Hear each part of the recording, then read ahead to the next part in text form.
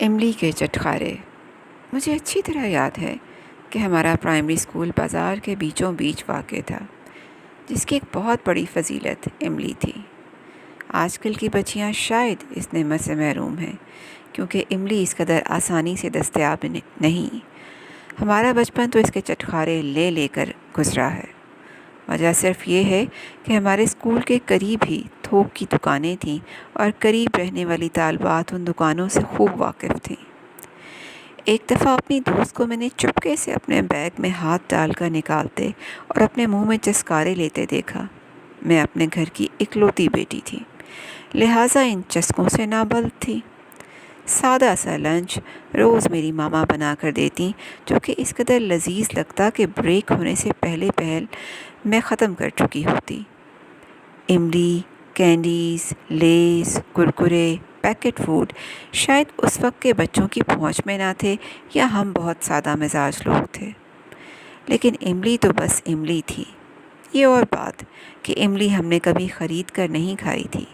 اکثر ہماری ہم جماعت طالبات شیئرنگ کے اصول و ضوابط کے تحت اپنی ساتھی طلبہ میں تقسیم کرتی نظر آتی، کیونکہ یہ وہ واحد چیز تھی جس کو دیکھ کر ہر لڑکی کی رال ٹپکنے لگتی، بشمول میری والدہ اکثر میرے گلے کی خرابی سے پریشان رہتی تھیں کہ گھر میں تو ایسی کسی چیز کا داخلہ ممنوع ہے اور لنچ میں خود اس کو بنا کر دیتی ہوں، تو آخر اس کا گلا کیسے خراب ہو جاتا ہے؟ اب ماما کو میں کیسے بتاتی کہ اصل وجہ کیا ہے؟ وجہ یقینی طور پر املی تھی۔ میرا گلا ضرورت سے زیادہ حساس واقع ہوا تھا، ورنہ باقی طالبات سارا وقت املی کھاتی تھی اور ان کے گلے بھی خراب نہ ہوتے تھے۔ میرا ماننا تھا جب ان کے گلے خراب نہیں ہوتے تو میرا کیسے خراب ہو سکتا ہے؟ وجہ کچھ اور ہے۔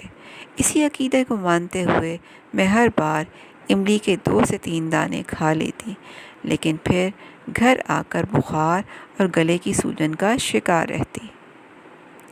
اماں غرارے کرواتی، گلے میں دوائی لگاتی، ڈاکٹر کے پاس لے کر جاتی، لیکن نہ تو دوائی ہمیں پسند تھی اور نہ املی چھوڑنا، تو مسئلہ جوں کا توں رہا۔